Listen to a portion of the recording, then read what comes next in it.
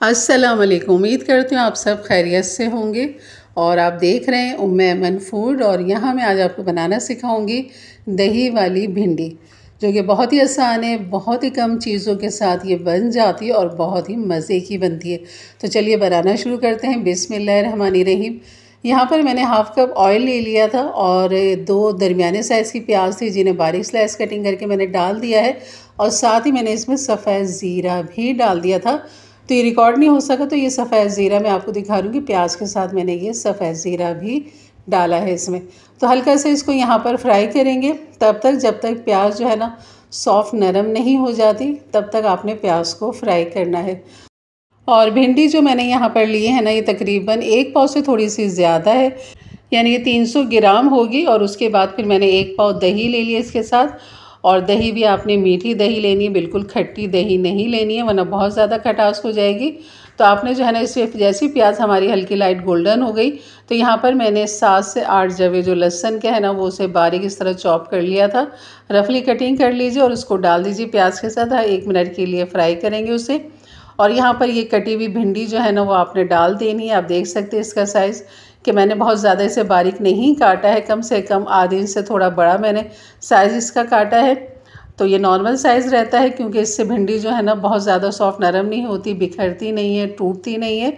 तो भिंडी को अब जो है ना हम यहाँ पे थोड़ा सा फ्राई करेंगे इस ऑयल के साथ, प्याज ज़ीरे के साथ। और इसको अच्छा सा फ्राई करने के बाद 2 मिनट के बाद आप यहाँ पर डाल देंगे हरी मिर्चें। हरी मिर्चें जो ली हैं ना मैंने यहाँ पर कम से कम 3 हरी मिर्चें ली हैं। मोटी वाली जो हरी मिर्च होती है, जो थोड़ी फीकी होती है, वो हमने हरी मिर्च लेनी है। और अगर आप छोटी डालें तो फिर 2 ही डाल दें, क्योंकि बहुत तेज़ होती है। हमने यहाँ पर कुटी हुई मिर्च भी डालनी है। और यहाँ पर कुटी हुई मिर्च ½ टीस्पून से भी कम डाली है मैंने। हल्दी भी 2 चुटकी के बराबर ही डाली है। और इसको अच्छा सा यहाँ पर मिक्स कर लेंगे। और साथ ही हम यहाँ पर इसके नमक भी डाल देंगे, लेकिन उससे पहले हम यहाँ पर दही डालेंगे। दही को पहले आपने अच्छा सा फेंट लेना है, उसके बाद फिर आप यहाँ पर 1 पाव दही डाल दें और इसके साथ खूब अच्छा सा इसे मिक्स करें।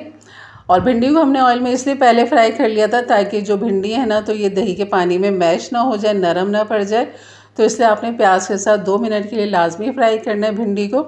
और यहाँ पर देख सकते हैं आप कि बिल्कुल दानेदार ये इसका लिक्विड हो चुका है दही का। और ये नज़र आता है, जब आप इसे खाएंगे ना, तो आपको दही भिंडी का जो जायका है ना बहुत ही अच्छा लगेगा इंशाल्लाह। और यहाँ पर बस अब मैं इसे मिक्स कर देती हूँ नमक डाल के। नमक भी मैंने यहाँ पर ½ टीस्पून से भी कम डाला है, क्योंकि भिंडी जो है ना वो सुकड़ती है, तो फिर नमक तेज़ होने का डर होता है। तो इसलिए आपने थोड़ा एहतियात से डालना है, ज़रूरत पड़े तो बाद में फिर हम डाल लेंगे। तो यहाँ पर मैं इसे ढक देती हूँ। और ढकने के बाद जो है ना फिर हम इसको छोड़ देते हैं 10 से 12 मिनट के लिए। बहुत ही आसान रेसिपी है, झटपट बनने वाली रेसिपी है। और एक दफ़ा आप ज़रूर बनाइए, लेकिन आपको मज़ा आ जाएगा। और यहाँ पर आप देख सकते हैं बहुत ही अच्छी यहाँ पर दही का जो पानी है ना वो ड्राई हो चुका है।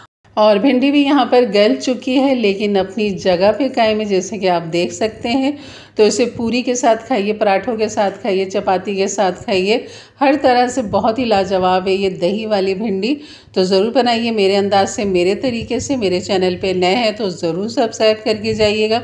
बेल के बटन को क्लिक कर लें, ऑल के बटन को प्रेस कर लें, ताकि मेरी वीडियो की नोटिफिकेशन हमेशा आपको सबसे पहले मिले। और अपनी राय का इजहार भी ज़रूर किया करें कि आपको मेरी रेसिपी कैसी लग रही है। तो इंशाअल्लाह मिलते हैं फिर एक अच्छी नई रेसिपी के साथ। तब तक के लिए इजाज़त दें। अपना बहुत सारा ख्याल रखें, दुआओं में याद रखें। अल्लाह हाफिज़।